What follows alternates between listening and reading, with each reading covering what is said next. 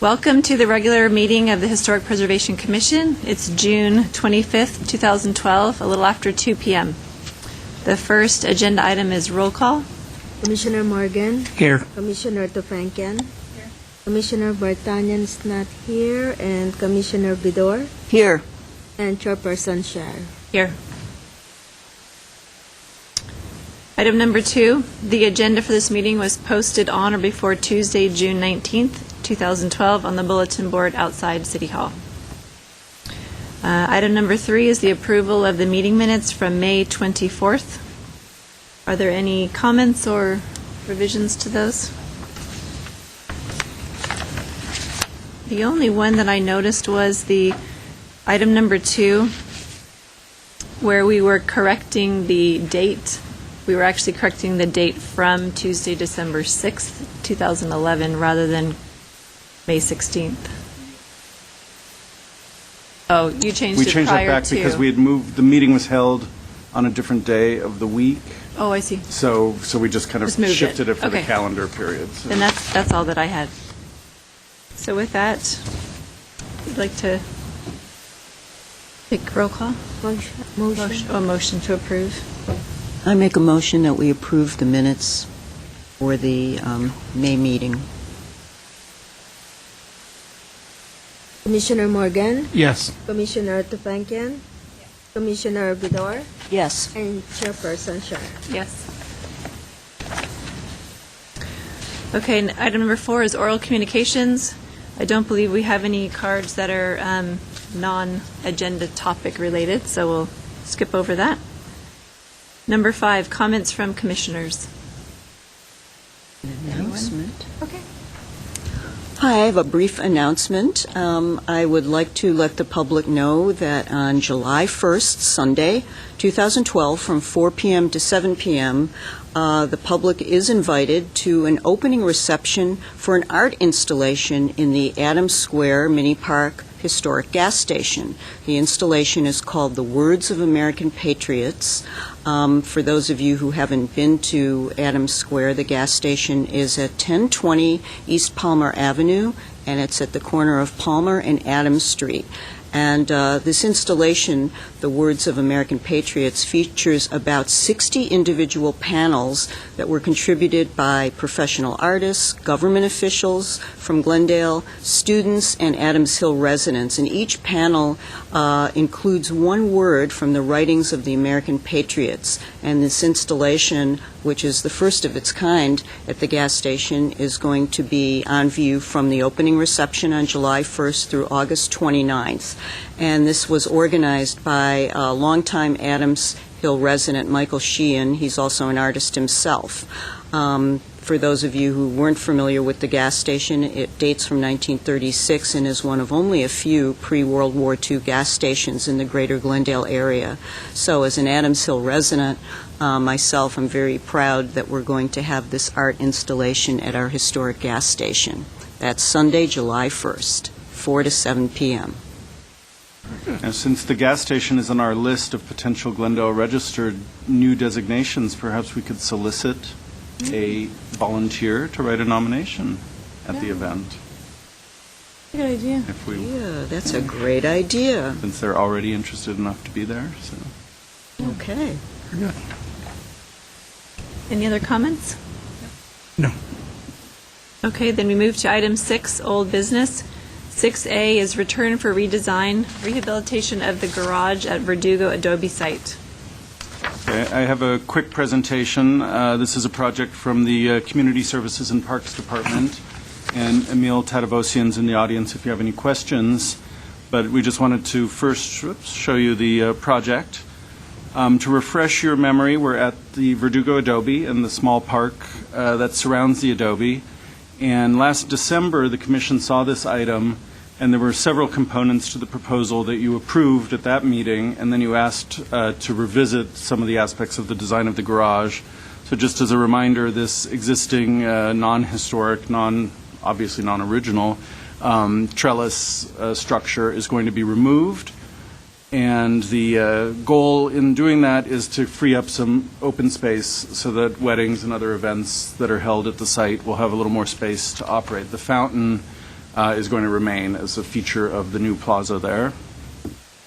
And here are some existing views. One of the issues at the garage is that the brick is deteriorating, and in December you approved stuccoing over the brick as part of the transformation of the garage into restrooms, some storage space, and then some space that would be related to kind of preparing for events that are held on the site. The design concept that you saw for the garage met primarily with approval in terms of the use of the building and the changes that were made. There was concern about the wood trellises that were proposed in front of the garage and to have some seating areas with benches. And the Commission's prime concern there was just that it looked like it was kind of unsafe to have these little hidden nooks in a park setting like that. So you asked for those to be removed. Here's an elevation view showing those trellises, which ultimately would have been covered with vines and kind of obscured the entries. And you were also concerned about the clipped corners of the garage door, the former garage door opening. So the Parks Department went back to the drawing boards on these issues and came up with a solution that staff thinks is successfully meeting the Commission's comments and requirements. The plan is flipped here, but it's pretty much the same plan view. You can see that the walls at the garage door opening are being extended, so the actual opening is being narrowed. And this is the key to the success of the new solution, because originally those clipped corners had to do with the interface of the angled gable and the post there. So you can see in this drawing that the opening is narrower. It has a wood lintel supporting it that I believe is a new feature. It's not the wood lintel that's above the garage door now. It's in a higher location. The openings to the restrooms are the same, and then instead of having the trellises set forward from the wall, there will be a trellis actually attached to the wall and some plantings there to soften the design, some lighting fixtures, and then a small attic vent. There'll be a corresponding attic vent on the other side that you really can't see from the park. So in terms of staff's review of this, we thought it met all of the design revisions that the Commission asked for. And like I said, Emil Tadavosian's here if you have any specific questions. This is going to go out to bid in August, and then construction will start in the fall if it's approved. Thank you. I think overall it's much more successfully done. Other comments from commissioners? Discussion?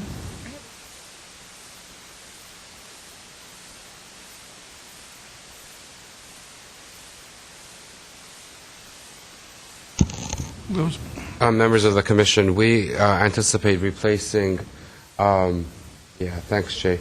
The pavers will be removed because they're currently uneven, and we'll have decomposed granite all the way from the facade of the adobe all the way to the removed the space that we accomplished through the removal of that brick wall, the existing brick wall.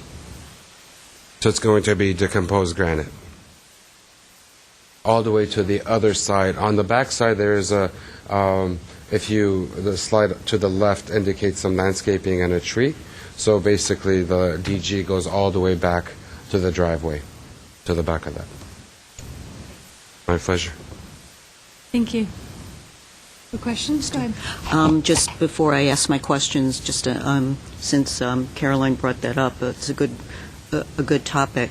I noticed when in Adams Square there was some decomposed granite used at one point around a fountain, and just would like to understand how the grading is going to be addressed so that we don't end up with pools of water, because there were sometimes I've noticed problems. Decomposed granite is really pretty and natural looking, but it can also create pools of water. So how will that be maintainable? That's a good question. Members of the Commission will be removing, basically, as I indicated, the tile work. That doesn't seem to be of historic nature belonging to the adobe. And then that area will be graded so that as needed we'll have some sort of a retaining wall adjacent to the driveway. The driveway will also be replaced with decomposed granite of a different kind. It has some bonded adhesive material that's incorporated into the mix so that doesn't run, but it's in keeping with the character of the complex. But what the pedestrian area or I guess the park plaza area would be mostly graded so that we won't have any runoff or water pools. Okay. And my question is, I like this design a lot also, and I just had a few questions about it specifically with the bathroom doors. Just characterize, if you would, the style of the lanterns. I can see them there, but, lanterns can kind of look, depending on the materials they're made of and, what they're going to really look like and what the materials are. The same question for the doors. Is it, masonite? Is it pure wood? Is it rough hewn? Is it smooth? And then also, since these are bathrooms, I assume that they're lockable and they must have handles on them. So Right. what would the door handles look like? Such detailed questions. I'm going to take a stab at answering all of them. I'm not the original designer on this. Unfortunately, she's no longer with the city. And then the current project manager has a conflict right next door. So I'm going to try to remember the answer to the best I can. From my recollection, the doors are going to be of wood. We don't anticipate them to be rough textured. Basically, The character would be in keeping. We'll work very closely. I believe they are in the process of being spec'd out by the architect. Same with the lanterns. We expect them to be wrought iron, in keeping with some of the lighting that's currently at the Adobe. We're hoping that we'll have, this is never the case, but we're very hopeful that we'll have enough money left over through this project to actually have some additional lighting within the park area. And so we're specking out these lights potentially with lights that could be potentially self-standing or on a support that we can complement within the park. The reason that's not being brought to you right now is because we have no idea where our funding is going to end up. But our intention is to add some more lighting specifically along the walkway. What was the third question? Oh, the door handles. That I don't recall. I can't even wing it. So I'll go ahead and relay that to Jay, and he can pass it on to you. Yeah, this is a project where the commission is kind of new to design review of this sort, and ultimately we think it's important for you to know what you're comfortable approving and then letting staff kind of review afterwards. Overall, this kind of project from the start, these changes, if you had asked for the clip corners to be removed and the trellises to go away, that's the sort of thing that normally wouldn't go back to the design review board. It would be handled at the staff level, and we're trying to work more or less in parallel with how they proceed. But we understand at this point in the Commission's history with this kind of review, you also want to be very comfortable making sure your approvals are exactly what you were looking for. But in the case of the light fixture, the door handles, and the doors themselves, we'll definitely review that with Emil's staff and make sure that it's a wrought iron fixture that's characteristic, of the period. We're also looking at it. They didn't have light fixtures when the Adobe was built, so we know, we're trying to make it fit in. So, Good point. Yeah, and I'm perfectly comfortable with that. I didn't mean to say, oh, you have to now come back. It was just, are those things being addressed and will they be looked at? And you're telling me they are, so that's fine.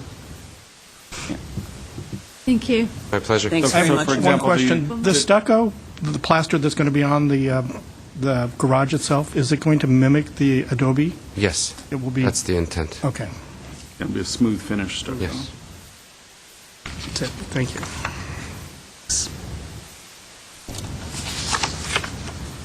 Any other comments or questions, or someone like to present a motion? Okay.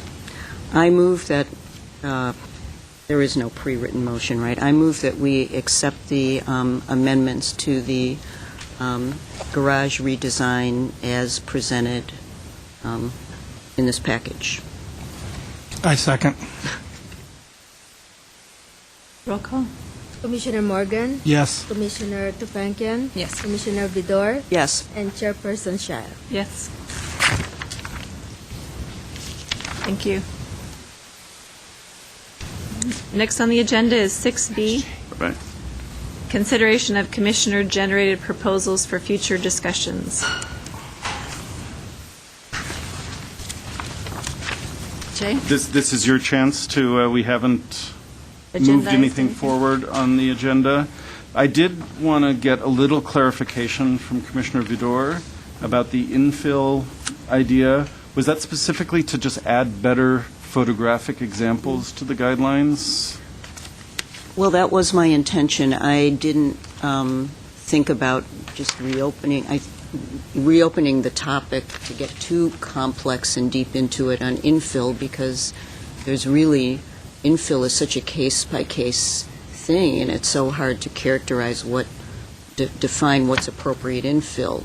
It's like you're going to write another. You're going to write another giant guideline, but it seemed as though the current guidelines, which are excellent in practically every way, just beg to be a little bit more expansive on what good existing infill looks like. Through photos more than through words? Photos more than words, and maybe photos with captions where you say, here's just one example where the properties on either side are at this setback and this type of massing and this character, and because of these features, this piece of infill works very well. And then at least people have some picture in their head.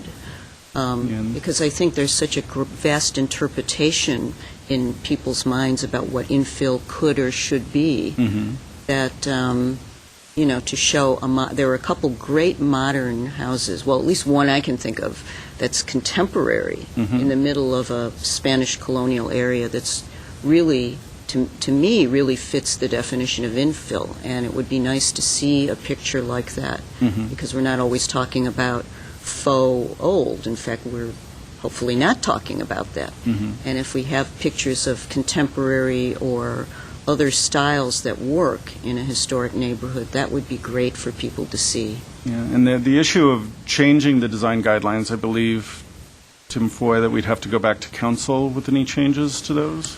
I'm not sure that we really settled that question, whether substitution of photos might be a minor enough matter that we wouldn't have to make an amendment. But alternatively, this could just be handled through, another type of publication that we give out to the public that doesn't have to be adopted by council. And also, when we meet with applicants who are bringing in infill projects, we have a series of, sometimes before they even apply, we'll have a series of meetings to really work a design to a point where we think it's ready to come to the commission.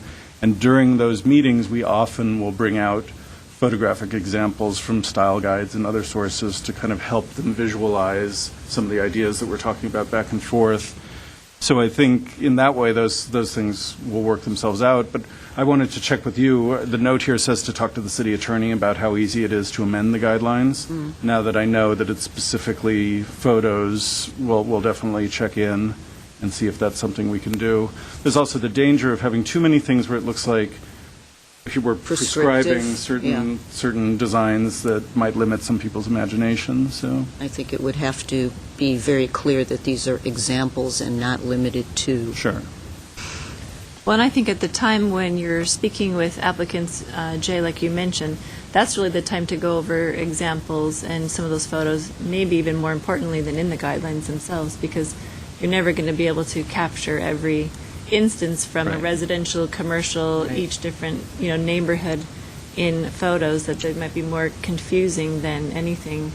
Maybe during that discussion time, it's a better time to handle that. Yeah, and one thing that Commissioner Vidor has done is given me some photos that we keep in kind of a file, and if members of the public or other commissioners were seeing things as you're looking around town that you really like, we can have kind of an idea book that we keep and use those, and then that helps us choose the ones that actually kind of make more sense for the specific project. Okay. So do we want to head that direction rather than pursuing? I'll still check with the city attorney just to see, just so we know if anything ever comes up in terms of minor revisions. But I think that's probably a better direction to move as far as staff working with applicants goes. Okay. So. Anything else for the discussion items list? I have a question, and I'm not sure that this is really the agenda topic, but I can't figure out where to ask the question. A while ago, a long while ago, there was an attempt to put together some kind of a survey of mid-century apartment buildings. And this was, I think, being handled by an intern, and this is several years ago. And I don't know, it was like a historic context of multifamily units. And in driving around the city, multifamily buildings are so diverse in Glendale, and there's so many great period buildings, not just from the recent past, but from the less recent past. And I wondered if we ever had considered specifically looking at those or doing a reconnaissance survey of those. Yeah, well, the partial survey was already done by the intern who you mentioned. The report, as far as I know, was never finalized. It's before my time, and it looks like it wasn't finalized. But it's there. So we have some information that's out there, so we can look at that and see how far it was taken, and then how we would use it. So if you want to agendize that, and put that on, and then we'll do some research for next month and see where it I'd be stands. interested to know if anyone else was interested. I am. I am. Okay, so we need a sponsor and a second, and then it goes on our list. Who'd like to second that? Darlene, I'm assuming you're the sponsor. I'll second it, but don't Mike. you have to? Yeah, I will Yes. second it. It's general multifamily, not just mid-century, But it was modern multifamily. modern. And Commissioner Morgan seconded? I second it. Okay, cool. Oh, it's a good idea. Okay. Okay. Next on the agenda, 7, new business. 7A is review and comment proposed changes to historic preservation ordinance. And the next few items really are for our discussion, providing Jay some feedback from minor typos to vision and context. And on this, we've got one speaker. Sean Bursell, if you'd like to come forward. Yes, thank you, Madam Chairperson and members of the Commission. My name is Sean Bursell, and I'm here representing the Glendale Historical Society. And the Glendale Historical Society supports the proposed revisions to Chapter 15.20 on historic preservation. I think there's 4 things that we really just want to draw the Commission's attention to that we think are particularly beneficial. The first is the streamlining and clarification of the findings for designation of an historic resource in 15.20.050, and reducing the number of those from 7 to 5 and providing some more clarification. I believe that they generally align with the Secretary of the Interior's standards for designation of historic resources. So that's a very good change. The second thing we'd like to draw your attention to is the clarification of procedures for review and approval of major alterations to historic resources as defined and minor alterations of historic resources as defined. Once again, that's a very beneficial change. It's going to provide the property owners greater clarification and an understanding of what their obligations are in certain instances. The third thing is the addition of demolition by neglect, making sure that there's an affirmative duty to maintain the property, so it is not just doesn't fall down because it hasn't been properly maintained over time. So that in particular is another noteworthy addition. And the final one that we would like to draw your attention to is the addition of protected landscape feature to the ordinance to ensure that if there is a landscape feature that was notable, that led in part to the designation of a property on the register, that that landscape feature is maintained in the future. And so we support the proposed revisions, and we just wanted to draw your attention to those 4 items. Thank you. Thank you. Thank you. Thank you for your support.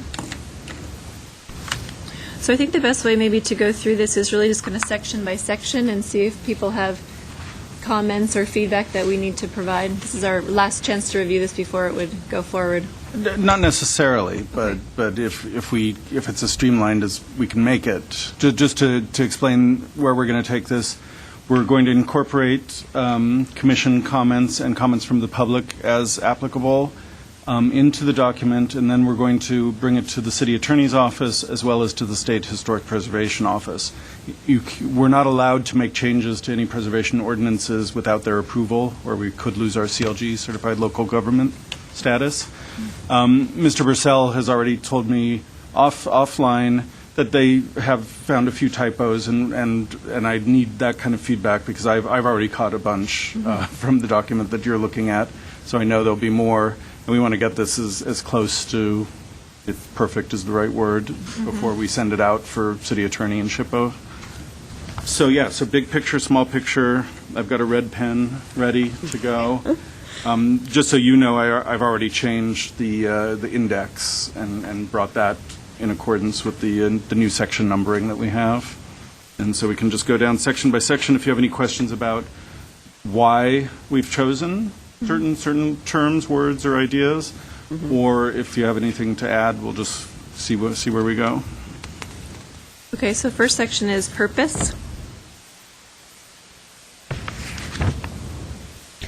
In general, this section is where cities can tailor, how they want their preservation program, the goals, and kind of the big picture issues. I had one comment. Wait, are you doing comments now? I think it's G. Unfortunately, I extracted certain sections and didn't pull the whole thing, so I'm not sure if it really is G. Yes, it is. Strengthen and enrich the cultural and educational life of the city. I was thinking I didn't totally understand educational in that context, but I also, and that's kind of a minor comment, but then to say that historic preservation and good capture of our historic resources makes it a desirable place in which to live, work, and visit, because I think the tourism aspect is important to grab. Yeah, in terms of educational life, a lot of preservation is public outreach, public education. It's kind of one of the missions of the commission. Okay. It would also be great. We don't have a relationship at this point with GOSD or the college, but there may be a little more in the future. So it's just kind of establishing that as a goal. Question. So would that be a different, because I was kind of not quite certain about the education in G either. However, in the previous point, you also talk about education. Promote the private and public use of historic resources for the education. So would it both be outreach, or would it be in different contexts? I can look at that. I think some of these items may get a little redundant, so I'll double check and see. I think I'm sure unanimous that the commission wants us to emphasize educational components of preservation, and I'll make sure that those make sense and maybe split G into, take out the attractive and desirable place to work, live and visit as a separate item, and then work the educational into F. One question I had relates to H and then to the last paragraph there that starts in addition. Just a question as to why the general plan, community plans were separated from the potential historic district overlays, and or why the last paragraph wasn't a letter like J. Because the historic districts came into being years after we had the historic preservation ordinance. Most cities kind of fold them into one ordinance, but for whatever reason we chose not to. Okay. So we have a standalone historic district ordinance. So that's why the last section doesn't have its own letter. Just generally referring to it. But this was put in to remind whoever's looking at Great. this, we haven't forgotten about districts. Great. Okay, is that all for section purpose? I just have one quick question. number E, where you've struck the whole thing out, is it covered the enhancement of historic resources and potential historic resources? I didn't see it covered anywhere else. Is it? Well, I think enhancement is kind of implied throughout, or especially in A. I think I took that out because it was kind of redundant. The question also arises, the potential historic resource as a term, the commission doesn't have purview over most potential historic resources, things that have been identified through surveys but aren't yet, either applied for or designated. So we added a definition for I think in the definition section, we added potential historic resource with potential designated historic resource is a property that's already been nominated but is in the process of going through designation. We, luckily through CEQA and the fact that we have discretionary permits in Glendale, a lot of potential historic resources are looked at the staff level to make sure that we don't have environmental impacts or to at least go through the environmental review process in accordance with state law.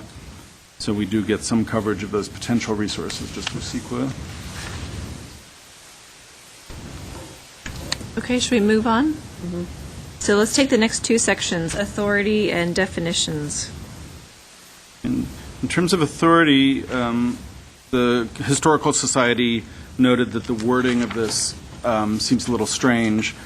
This is, as best as I know, this is straight from the government code unless I missed a word or something. So I'm going to revisit this just to make sure that, this is straight from the code. Okay. If it is straight from the code and still weird, we're going to leave it as is. So you can't add landscaping elements here, or shouldn't add that? it's covered already. So this is the state code. So this is a section that's recommended. We never had an authority section in the previous. This is recommended. And just so you know, a lot of this is based, and I think I told you when we were preparing this, on a document that the State Preservation Office puts out about writing effective preservation ordinances. So as much as possible, wherever it made sense, we're trying to incorporate their ideas. Okay, definitions? And this is one of the most important sections, and as we heard, the major and minor alterations are defined here. I've already found a couple of issues in those definitions, but I want to hear what So you you've guys made have some found. changes subsequent? No, I've just in this markup draft. Oh, So okay. anything, if you tell me something, I'll just say, oh, we caught that one already. I have two on the next page. Okay. Under demolition by neglect, can you look at the verb tense of the very last phrase where it says, or the need to protect public health and safety? As you read the whole sentence, that one seems to not fit with how the rest of that sentence was To structured. prevent ingress. And it's such a long sentence that Yeah, some of it these might, get just really- take a look later, maybe. Okay. But just the verb tense? At the last, yeah, that seemed to not quite fit the sentence. Yeah, that needs to be there because in some cases, a city will actually say Yes. that a resource needs to be torn down. So Yeah, it's not the inclusion of, it's Yeah. just a verb to, yeah. Great. I'll look It into might make more sense to say demolition due to decay, structural failure, or the threat of a threat against public health, safety, and welfare. That would work better. or the threat against. Thank you, Tim. Too, yeah.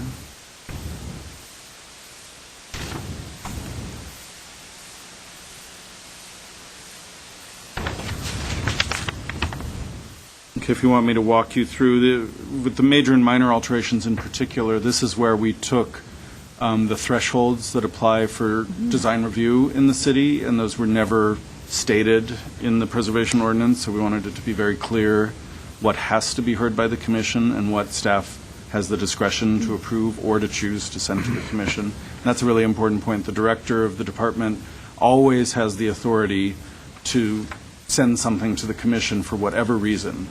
So that's where we have kind of a safety valve where if staff is uncertain about whether something needs a hearing, or if it's a very prominent building which has so many eyes on it that we wouldn't feel comfortable doing a staff level kind of review for. No, this section was very good. Yes. The, under major alteration, I believe number 2 should be letter B. You are correct.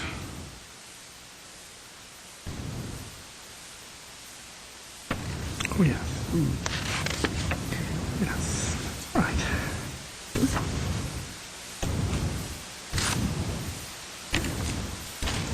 And this is really more of a formatting question. Do they need to be in this format of definition where line by line, they're continuous, or can you indent and list A, B, C, D for ease of reading? Yeah, I guess the question is how often these are actually read. So I think, but yeah, we could do that. That would This is the just this be a is the suggestion. Yeah, this is the format that we've inherited, but I'm Okay. fine reformatting. So yeah, if it's matching everything else, and the way it's formatted, then I'm good with it. It's just much easier to see if we're listing things. Yeah, I agree. Okay. That's really all I had in that section. Anyone else? Definitions? Routine maintenance was the other kind of big change here. And the goal there was, obviously we don't want to have to look at every single, you're fixing the house on Saturday afternoon kind of alteration, but at the same time, we don't want our designated resources to, have that kind of work done at an extensive level. On item B, I deleted a few, the interior features. I think in your draft, it talks about repair or replacement of a cumulative total of 100 square feet of any interior wall cladding. And then I had a second part of that sentence that I realized was an error, and I think that's still in your draft, so I struck that second Okay. part. Because that pretty much gave away the whole shop. So that is struck from our, Yeah, that will be struck It will be. from It the will next be, one. yeah. It's struck from mine already, so.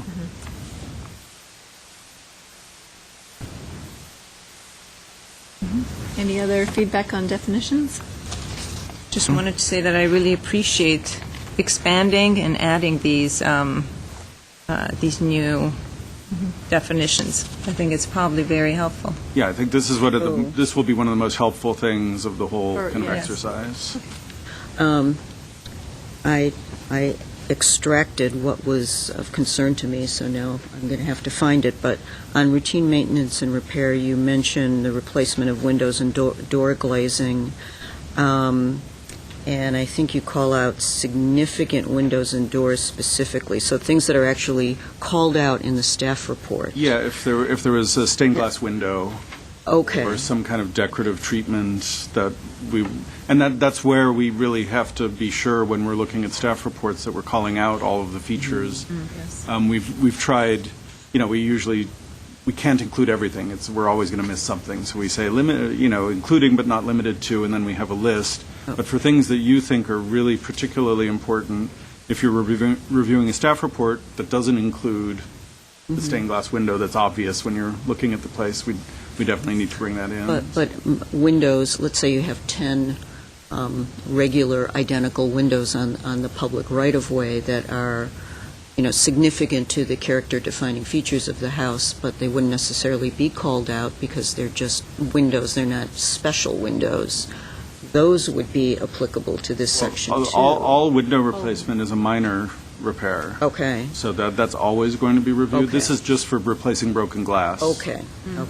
But we So- didn't want to forget that Okay. there's some glass that's more special than other glass. so. Right, all right, so that's covered. Okay. Okay, then the next two sections, there's the deletion of relationship of historic preservation element, and then we get to duties of the Director of Community Development. Let's take those two sections. Any questions on that? or-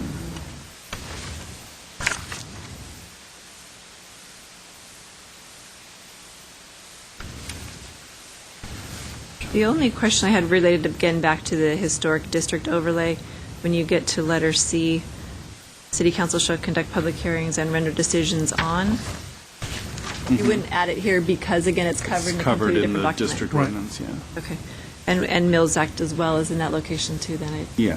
No, Mills Act is here, so it should be. Oh, the property number 3? Yeah, it's Are we number talking 3, yeah. incentives? Okay. And districts, because they're zone changes, it's a whole Yeah. different, they exist in a different part of the code. They're in Title 30, the zoning code. So, If no other comments, should we move to appeals?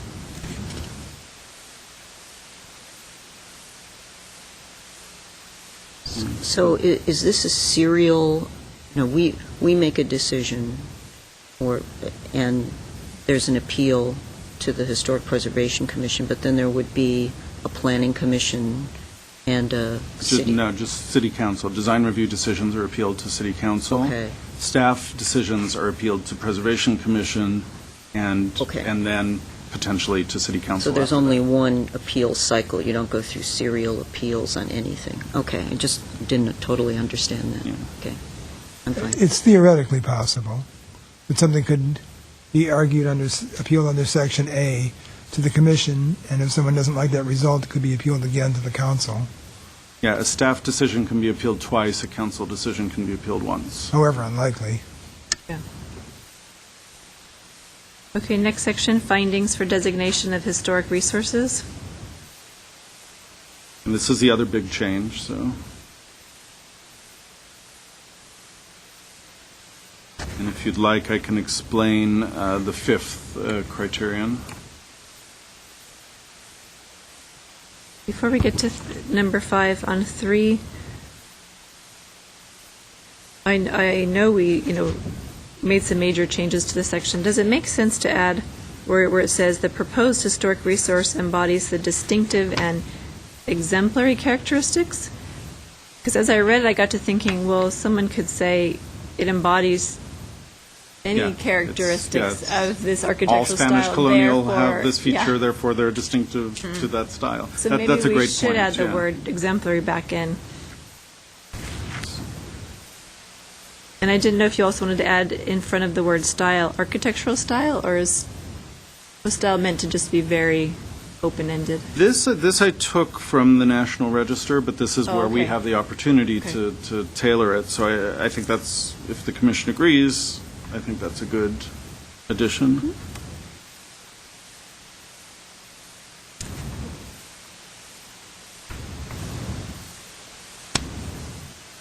To be safe, type is also something that should probably Yeah, have that architectural style or type.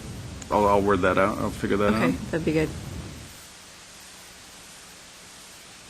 And now you can move to 5 if no one else has any other questions. So we had talked about an idea of, how can we create an incentive for people who are developing properties that have wonderful historic resources on them, but they're not necessarily at the Glendale Register level as things stand. And we wanted this to be an incentive that could be used citywide. Going over this with the State Preservation Office, we kind of went back and forth with a bunch of different ideas.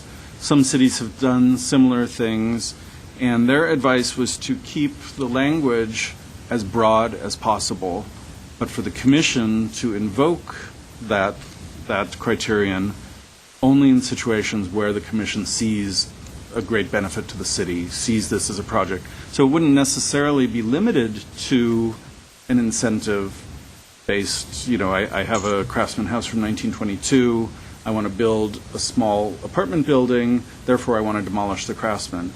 The goal here would be, well, let's see if we can save the craftsman, perhaps move it a little bit on the site, free up some space, develop behind it. We're changing the environment, the setting of the building, but we're also keeping what's an increasingly rare example. And this kind of goes back to when we did the overview of the Craftsman Survey a couple of months ago, I think. And the results of the survey found that there were 55 Craftsman properties in the entire survey area that were Glendale Register eligible based on the survey. It found there were 444 properties that were of some interest, that were worthy of special consideration in planning, but not individually eligible for the register. So the vast majority of the standing Craftsman properties in Glendale are already determined not to be eligible. but are definitely of interest. And we're in a community where the public has shown great interest in the craftsman heritage. So I chose the term early heritage specifically to kind of reflect that period. It's broad enough that over the years, the commission is going to be able to interpret it as it feels it should be interpreted. But it gives us the ability to bring resources onto the register that we wouldn't have been able to otherwise. And I think this will happen in a very limited set of conditions. I don't think we'll be using it very often. And it's kind of funny that I'm using the word heritage when we removed the first criterion that we used to have, talking about the heritage of the city, partly because everyone nominated their house as an important part of the heritage of the city, and we had to step back and say, not really. But here we're looking at things that are very specific to the early years of Glendale's heritage. Okay, well, it's not, that's a great idea. And would that mean that in the craftsman survey, certain things that were, how does this work operationally to have this in there? Because the way it's worded, it seems like, yes, we're going to have a lot of people coming with Spanish colonial houses, nominating on criteria 5. And how and I think that's where the commissions will develop its policy, which is not necessarily, all cities have policies that stand apart from ordinance language. And the commission will develop a policy that will say if someone nominates a building and the only criterion it's nominated under is criterion 5, then you're going to look at that very closely and say, does this meet our goals as a commission and as a city? And if you find that it doesn't, you might be saying it's a very lovely property, as we often say to people who have nice houses that we don't think are eligible for the register. And that's where, the commission is always going to have to kind of make its judgment. I wonder if a stronger word rather than reflects would help here, like embodies the early heritage of the city, or something stronger, whereas reflect could really be maybe too broad. Yeah, I was going broad. Embodies, I think, is a good word. And again, it's broad. That's broad enough for some interpretation, because few individual properties will embody the heritage of the city. But Right. but I think exemplifies or something a little stronger, exemplify might be a good middle. better. Well, the craftsman thing is a really good example, because there are a number that fell, I don't remember the category, but there's a giant cohort of houses that fell into the, what is it, L? The 6L. 6L. Yeah, that's where we have the 400 some. That's right. And with this, I know it's hard to kind of project, but would the ultimate result of having this provision be that more of these reviews to demolish would come to us to look at? No, that wouldn't happen here. So that's not the intention of this. 6Ls will still be 6Ls, and it's always harder to stucco over a 6L than it is to demolish it. We can talk about that more. That's an interesting question, because that wasn't the intention, but it could be something that results from this that we'll have to talk about.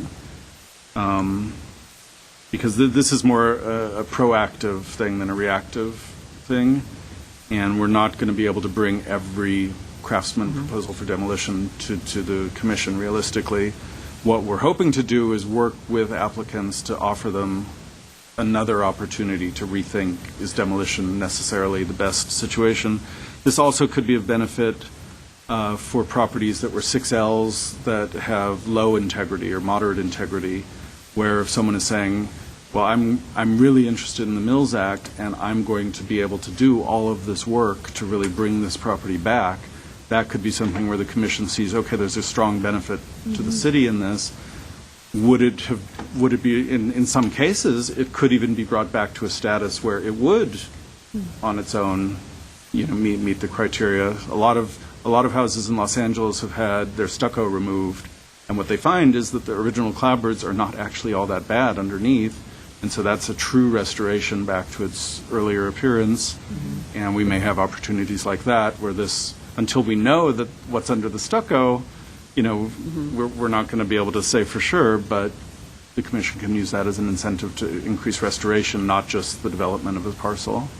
Well, we all know that this provision is here, and it's great, but by the time you get to reading this, you're already writing a nomination for yourself. So how does one use this, or how do you use this to kind of incentivize or lure people into the whole process of reconsidering their potentially historic? Because we review all demolition applications for properties over 30 years old, so we capture all of those people, and I'm the person who does that review, so I'll be the one to offer this, and whoever follows me will be able to offer it. So the idea is that this is something, that's going to be here for an ongoing offer as long as the criterion's still in the ordinance.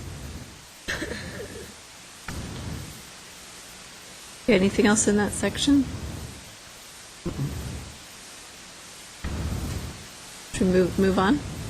Okay, next section, findings for deletion of designated historic resources.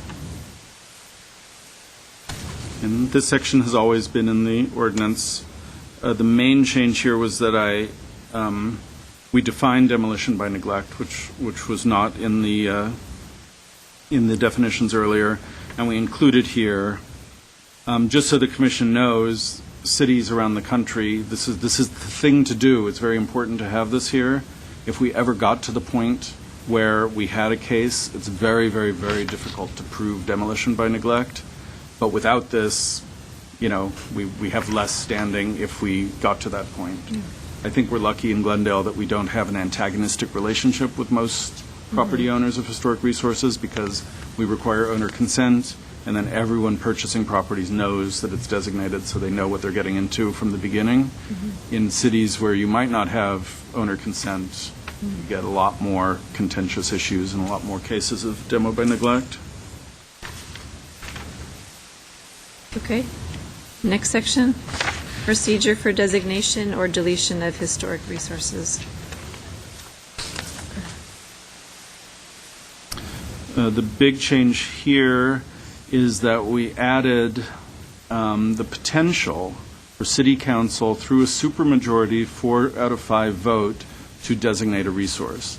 And we felt this was important because we didn't have that provision before with our owner consent requirement, and we don't think Council or the city in general is ready to not have owner consent. But if there were a property that was of such importance, or the Council heard from so many constituents how this was an important property for them, it gives the Council a way around the owner consent requirement. That's good. Okay. Good to have the option. Okay, next section, incentive program for designated historic resources. So these are the official on-the-books incentives that we have, where criterion 5 is, at the Commission's discretion. We might be able to create an incentive through the Mills Act. These are, what we have in the books right now. One thing we're going to have to make sure of, there was some confusion about item C in terms of the zones and the wording there. So we're going to work with some of our zoning planners to make sure this is exactly the comprehensive, the correct zones are in there, and that's all what we need. And under A, property tax, the last sentence, I wasn't sure if that Historic Preservation Commission should be capitalized. I think you've capitalized You're it correct, throughout yeah. Missed that. the text. It's in 2 places in that sentence. Yeah. And where's the first one? Well, in We're the also last sentence, capitalizing it's twice. Historical property contract, and Yeah. I don't see the first one. No, an A? you got it. Oh, okay. Contracts and then commission. Oh, good, okay. Yeah.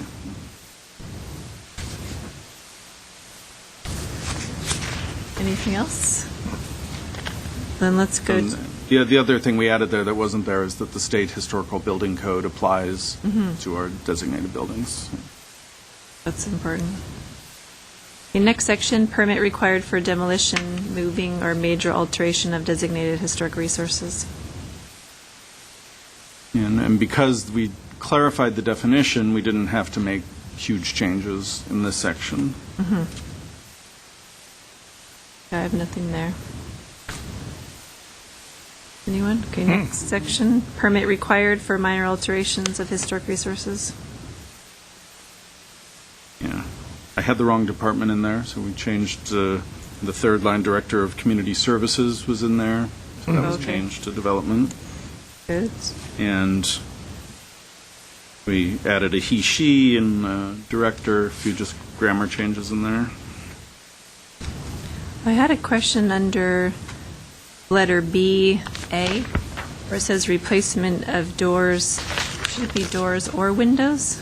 No. Or windows Win- falls win- into Windows, the... windows require, this is for items that don't require a permit. Okay, And replacing a door, this is one of the loopholes not. that we Got want it. to close up for historic buildings. okay. And the next two sections, routine maintenance and repair and enforcement. Enforcement? Yes, I would like to suggest on, let's see, where am I looking here? On C, that you delete the word completely demolished, because the definition of demolished in the other, demolition, as it's defined legally in our ordinance, is not necessarily complete, quote-unquote. So extensive, right? It's extensive, and I think we should take this right back to that definition. So you Good point. are going to suffer the scorched earth policy if you do anything that meets that definition. Scorched earth is usually invoked for complete demolition, Oh. because the idea is then the site is cleared and they want a permit to build something new, and we hold up that permit. But you're not So- allowed to even get a permit unless, Yeah, let me Have a project. let me make sure that's clear, okay. because, yeah, I believe that completely should probably stand there because it's specific to the scorched earth Okay. policy. But I'll look at that and make sure it jives with everything. I think we need, if that's the case, we need to really understand the difference between demolition as it's defined and complete demolition. And the idea is if there's a partial demolition, we still have some ability to kind of restore what was there through the ordinance and the penal code, civil code. But the other thing isn't partial demolition, that's demolition, as it's defined The- previously in the definition section. No, the definition says that it's so extensive that the character has been lost, but not necessarily that it's totally gone. That could be someone taking all of the cladding and all of the windows out of a building, the frame is still there, and then they want to kind of rebuild, so. But I'll definitely look at that to make sure that it works with the definition. But I think in terms of scorched earth, we can't have it as a partial demolition. Has to You apply take only. everything down except the foundation. Are you,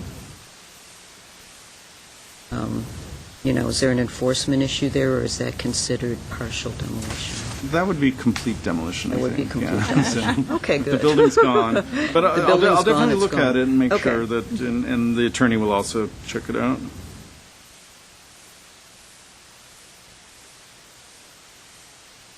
We wouldn't call them? Really? Okay, then we're going to work on that in-house and with the city attorney to make sure that, Okay. and maybe we'll add a definition of complete demolition Okay. to make it, because, if the backhoe accidentally backs into the corner of the house, it collapses and they clear it all away, but the Right. foundation is still there, I still want that to be considered a complete demolition. Yeah. So we'll definitely make sure it's in there. Okay, then the last two sections, unsafe or dangerous conditions and duty to maintain historic resources. Those looked good to me. Any Yeah. comments? No? Yeah, the document is really comprehensive and very well written. Thank you for the adjustments. My and- fake legalese. Yes, very good. Very good. Thank you. Thank you. Okay, should we move on to the On? next item? New business is 7B. Oh, right, yeah. Okay. 7B, review and comment of the proposed changes to the Historic Preservation Commission ordinance. And for this item, we have a speaker, Sean Bursell. Thank you, Madam Chairperson and members of the Commission. My name is Sean Bursell, and I represent the Glendale Historical Society. The Glendale Historical Society supports the proposed changes to the Historic Preservation Commission ordinance. We just have one recommendation, and that is in Section 2.76.100, which is powers and duties generally of the Commission. One thing that we noted that was not in here was the power or duty of the Commission to recommend that the City Council establish historic district overlay zones pursuant to the code. We understand that there is that provision in the code that says that you have that function, but it probably makes sense to mirror that in here as a function of the Historic Preservation Commission. Thank you. Thank you. And just to clarify, you mean recommending after the application has been heard and making the official recommendation for designation? That is correct. Okay. Thank you. Yeah, well, we'll definitely add that language. That's an oversight that didn't get caught when we created the historic district ordinance, and I didn't catch it on this round, so. Thank you. Okay, so let's go ahead. On 276090, this is just a, Do you want to wait till we get to that section? oh, we're doing it by section. I'm sorry. I think we should, just to, otherwise Okay, we'll you're miss right. something. Okay. So hold that. Okay, we'll start with, let's just take like the first 4 sections. They're pretty small. From created, composition, appointment, compensation, and qualifications. Any comments on those or feedback? I think very basic, just. Yeah. This was really just to clean up, to reflect the new department's name and the fact that we're not referring to the preservation element the way we used to and a few other things. Okay, then let's again take the next few sections. Terms of office, vacancies, removal of members, chairperson pro tem, meetings, and record of proceedings. I have no comments there. Yeah, with the election of the chair, we always did that just as kind of a policy of the commission, but the other boards and commissions have it written in. Okay. So we put it in. Great. Okay, the next section, powers and duties generally, which we had a comment on. Let's go over that one. That's the most lengthy. That's 100, section 100. Oh, I skipped over. You didn't. Oh, do no, that. 90, just one minor thing, on Ralph M. Brown Act of the State of California, or state capitalized, or, Yeah, I'll just do State of California since Okay. we don't use it much.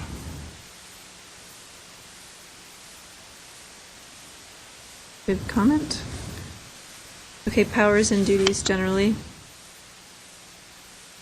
I had a question. Could we somehow add in here, I realize that we cannot acquire property for the city. That is specifically prohibited. Yes, it is, and that's fine. But is it within our purview to make recommendations to the city about properties that would be good candidates or worthy of acquisition by the city? Well, in this day and age, it's kind of I realize that the economy doesn't exactly promote that type of thinking, but I'm optimistic in thinking that maybe sometimes things will be different, and, I can remember times when the city did acquire property, and hopefully they'll do it again, so. Yeah, subsection G sort of implies that, to explore means for the protection, retention, or use of a potential historic resource. But I don't know if the Assistant Director has any thoughts on that? I don't think that we have any formalized way to put it on the council agenda. Perhaps something like this could be handled through something like a yearly report on the actions of the commission to the council. In terms of, anytime and you all were appointed by one council member, so you probably have better access than we do. We could. It's an interesting question. None of the other commissions and boards in our department do that. Well, I think what you mentioned probably captures it. I think it's there, and then I think as citizens and commissioners, you can certainly reach out to council people who will then have the idea to use your idea. So, if that ever happens. Any other comments on that section? Then the last two, procedural rules, limitation on liability. Is there any provision in this document, not to get too detailed about, the training and orientation of the commissioner? Because it seems like when we started this, policies and practices of the commission where we're, talking about things like naming conventions and things, that we decided we'd immortalize those things in our handbook, and that maybe there should be something about that we maintain a handbook and it's updated annually to capture any changes, and then the sitting commissioners and new commissioners, at least on an annual basis, would review any changes or whatever. Yeah, that's an interesting point. Because it's such a good document, we should... No, and I think it's important that people know that there are policies that underlie how ordinances are implemented on a day-to-day basis, and we definitely keep those on file. I don't know that we would write it into an ordinance, and I don't know that any other commissions or boards do that. Regarding training? No, regarding various policies. For example, we've discussed how do we name our historic resources, and the commission has a written policy. Yeah. And I know there are a few other written policies that we have. And we did say, for the sake of historic memory, that we were going to capture those in this handbook. Right. And that, at some time in the future, if the commission changed its mind and wanted to amend one of those policies, that this would actually be amended. And the handbook's a good place for it, because every new Have to commissioner is change going to an get the ordinance. handbook. They're Right. always going. It'll always be there. And I don't know that we need to reference the handbook even in an ordinance, because that's just Right, our on policy. file. Just Yeah, I would say that anything that you include as part of the ordinance in the future may become limiting. So the most that I would suggest you do is to say that the Historic Preservation Commission shall maintain a handbook of policies. And that's the only thing that would tie it to the ordinance, and make sure that people understand that it's there, and you're not making decisions or policies on a capricious basis. Yeah, that was the intention. Thank you Okay, for so we'll add stating it that way. shall maintain a handbook.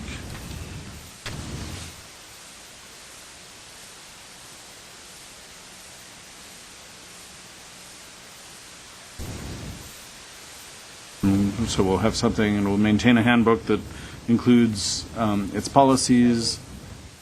Excuse me? Shall maintain a handbook that includes its policies. That will be distributed to all seated Historic Preservation Commissioners. Okay, we'll flesh that out and make sure it's in there. And I think that I don't know where it would be. There's something similar to this that's floating around in here besides G, but I might be wrong. No, we'll make sure it's included. Okay, any last comments, feedback? All right, excellent. It's good. We'll move to the next one, 7C on the agenda, review and comment of proposed changes to the future Mills Act contracts. Okay, and this revision is basically just to reflect our discussion way, way long ago about how we wanted to kind of beef up owners' responsibilities under the Mills Act. Our policy has tended to be a pretty open one, and we wanted to make sure that we weren't missing things happening to properties. Unfortunately, we can't make this retroactive to previous contracts, so we're going to have to work out some inspection cycle so that we can really monitor those in a better way than we do today. But for all future contracts, this, if it gets approved by the city attorney, and we'll also send this to the State Preservation Office, This, I think, covers everything that we had talked about, unless you have, either things that I missed or tweaks to the goals in here. And then the thing to remember is that also we're going to change the nomination form. So there are a few things in here that aren't included, like the foundation bolting report, because that's going to come with the nomination. Okay. And if you find out that the foundation isn't bolted, then you could make that a condition of the Mills Act. We're also going to ask for the photo key and photo survey with the submission of the nomination, an initial termite report, and an initial building inspection report. And then you had asked that I create some sort of concordance between the building inspection report and what that really means in terms of the historic fabric of the building. And I realized I can't just kind of create that until we have the building inspection report. So that we'll have to look at that as we move forward. But what we're hoping to identify through those inspections is, are there any systems issues? Is the roof sound? Are there any foundation problems? Anything that might affect? So they're not obviously going to be looking, are the windows original or anything like that. Right. So we'll figure out a way to balance that report with our goals.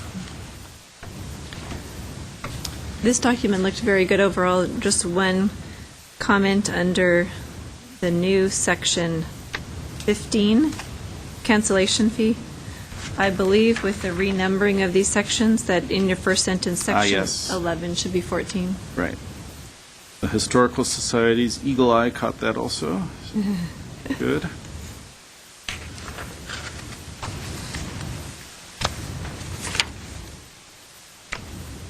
And then relating to this contract, what happens with ownership changes? Yeah, it's built into the contract that it follows the property. So And are there new signatures required, or is that No. a chance even to update the contract, with this new? well, no, because that would give a new owner the option of not signing a contract, and the idea is that this runs with the property. So it's a great idea to try to bring this on with the new owner, but we could ask the city attorney, but I don't think that would work. Based on, we can't give someone an ability to opt out except as it's included in the current contract. So an owner can ask to cancel or to not renew their Mills Act contract, but they can't do that without the commission's permission. Yeah. The commission can ask and can say, we do not want to renew your contract. The thing to know, though, is that if you ever decided to do that, it would take 10 years for that non-renewal to happen, because this is a 10-year contract that's renewed annually. So if we were ever in a situation where we were where someone did something very, very bad to a Mills Act property, the commission's primary option is to cancel the contract, which is written in here, which has a very strong financial penalty. So can we go to that section called automatic renewal? On the anniversary date of this agreement, 1 year shall be added automatically to the initial term. Right. So you're just saying that it's just a rolling. Yeah, the initial term is 10 years, so when you hit your first anniversary, another year is Got it. added on the back end. So it's 10 years, keeps moving forward. Okay. It's very interesting. People in my position in other cities, so many people have different interpretations and different understanding of this provision, and it's confused me, where I'm like, am I right? Are they right? What's going on? So I double-checked with the state office how this works recently, and now I'm pretty clear with it. So. Any other comments? And then I just have for the section 6, where I wrote about how the inspection process cycles. Yes. I had trouble getting that to sound right, so I'm assuming if you don't have any comments, it worked. I think it read well. Okay, because that was hard for me to figure out, to make it No, I think that went clear. well.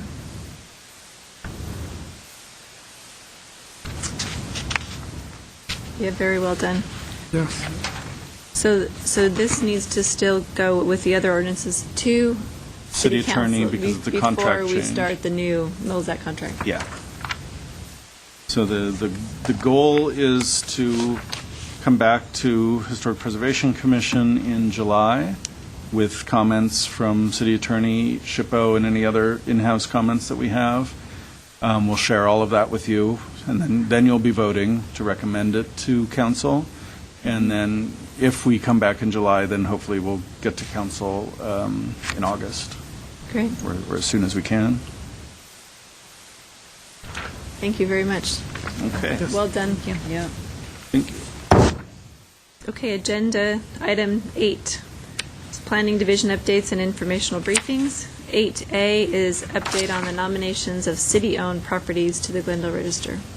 Okay, and this is, following up on our recent discussions about this goal of city-owned designations.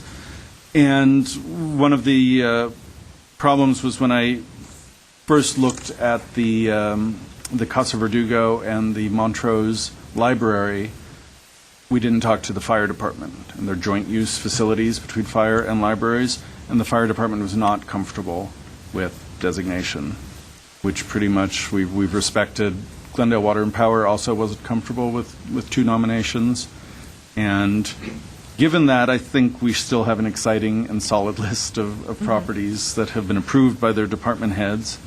But this is what we're now working on as our final list. And in-house, we haven't developed a plan of how we're going to look for volunteers. We know we'll do some of the nominations in-house, maybe with staff from other departments. But I have to say, as the city is, we're losing colleagues and friends and employees in our departments, and the ability of having staff time to do this kind of work is going to be shorter than ever. So we really hope that members of the Historical Society, friends and commissioners and other people who are interested in doing this kind of research and really putting their mark on the city by saying, I wrote that nomination. That's, it's kind of a nice thing to feel when you have that. For example, I wrote the nomination to the National Register for the General Electric building in New York, and now that's mine. So if you guys have any specific thoughts or ideas about how to proceed with that, we did have our Glendale Register nomination writing workshop, co-sponsored by the Commission and the Historical Society. It was last month or the month before? May. And we had a lot of interest, and I've heard from a few of those people about nominating their own homes, but I haven't gotten any volunteers of people who want to nominate something else. So the event at the gas station might be a fun opportunity to remind people that we need some help with that. And of all of these, the Central Library and Municipal Services Building, the research is already done for those. That's a matter of compiling it and putting it in nomination form. We might be able to do that using in-house interns or staff to work on those, because it's kind of just downloading stuff that we already have. It's not as much fun or as much of a challenge for someone in the public to do it. But everything else is open right now.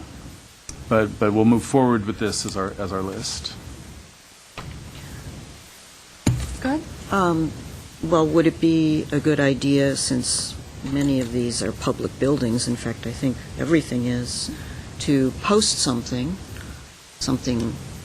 exciting looking at each place, and then possibly have I wouldn't want to call it a workshop or, something that might be intimidating, like, oh, I have to learn stuff, but more, as you said, like, this is your opportunity to put, your mark on the city, or to, have a vested interest in a building that you really like, and somehow maybe go around to different sections of the city and have some kind of a dog and pony show type of thing to get people interested in participating, and then also to approach colleges and universities, such as the USC Historic Preservation Program there. Interesting idea. To see if any of the schools want to give some credit to a student who's working on a degree. Yeah, and as I mentioned, we don't have much of a relationship with the local institutions, with Glendale College history students, perhaps.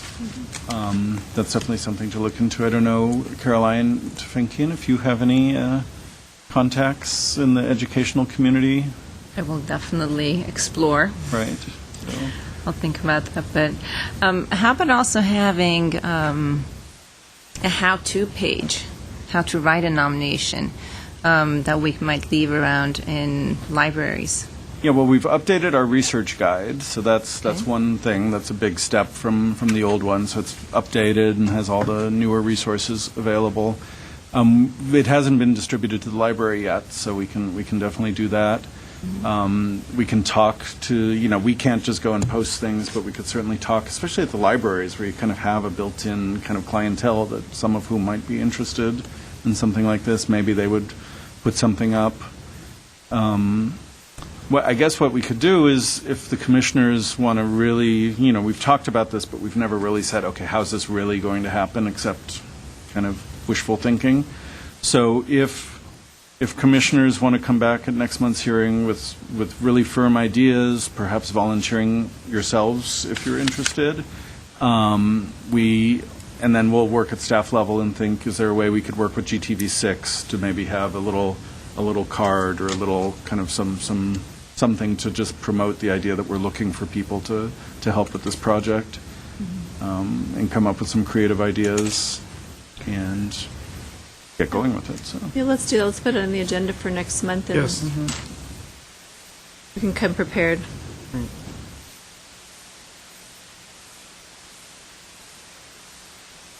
No matter what we do, I think a kickoff of some kind that really launches the effort would be a wonderful thing to do.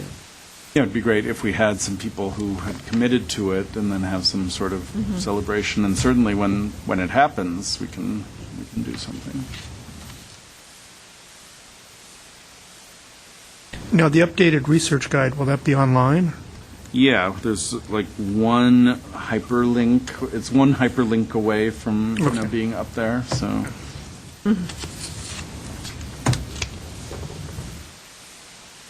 Okay. Now, And Commissioner Morgan, I'd like to share it with you also, specifically because you spend a lot of time doing research in Glendale, so I I do. think you'll be able to help us with that. Yeah. So.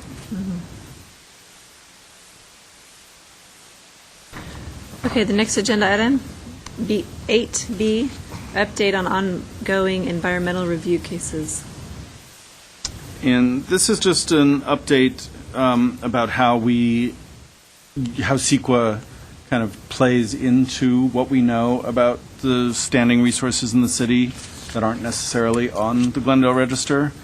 And we've had a couple of cases come up lately where there's community interest in some buildings that are either proposed for demolition or for alteration. And in the case of one of our car dealerships, we haven't received a document that's the first step, so I just wanted to tell the Commission what the process is. But we've learned that, it's Ford at Glendale Dodge?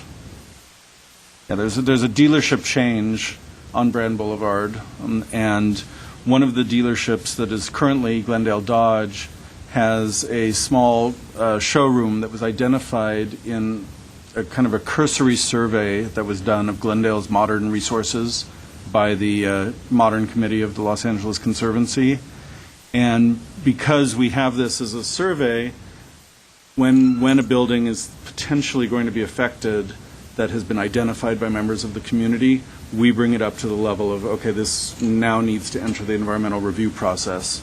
So what we do when we hear about this is that we ask the owner/applicant to prepare a historic resource report for the property, which will tell us, in the professional opinion of the consultant, whether this is Glendale Register eligible, California Register, maybe National Register eligible or not.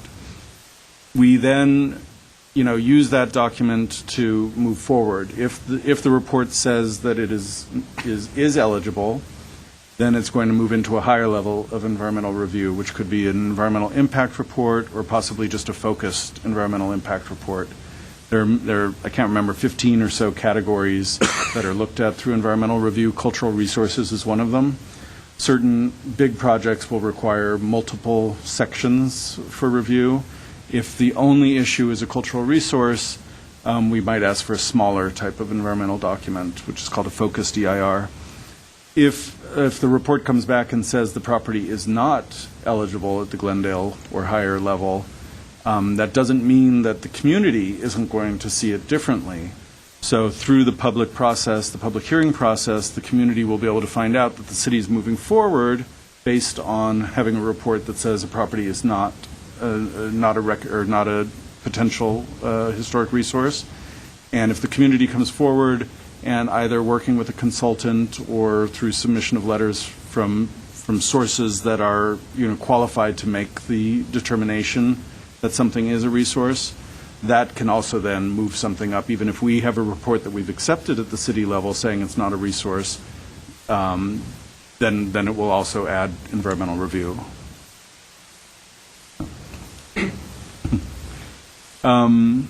So that's basically where we are. So we have Glendale Dodge in this category, and also on Glendale Avenue, we have the Fish King property. But it's not the Fish King building, it's the small building with the zigzag roof next to Fish King. So what we're trying to express here is that we take seriously, when community groups have identified potential resources in the city, we're not able to say at staff level, well, we don't agree. We're just going to move forward. We want the community to know that we take these things seriously, and then we enter into the process. But during that process, we do not, express our opinion. We make sure that the historic report is complete and, meets basic standards, but it's not our position to disagree or agree with the findings. And that's where the community, historical society, the conservancy, any general member of the public is able to kind of communicate with us. So this is just basically how the CEQA review works for anything, whether it's on this modern committee list or any other of the surveys that we've had for the city. Thank you. That's really informative. Okay. On the Fish King building, is that north or south of Fish King? North. It's immediately adjacent, so they're expanding into the space. Jay, I know that it's not officially considered Glendale, but is there any update on the courthouse situation? Because I know that the city of Glendale did weigh in on that. Yeah, we haven't heard. The final EIR hasn't come out. And meanwhile, all of the financial troubles the entire court system is in, they haven't told us anything official one way or the other, but it just makes you wonder, what's really going to happen. But in terms of CEQA and the process, we're waiting for the final EIR.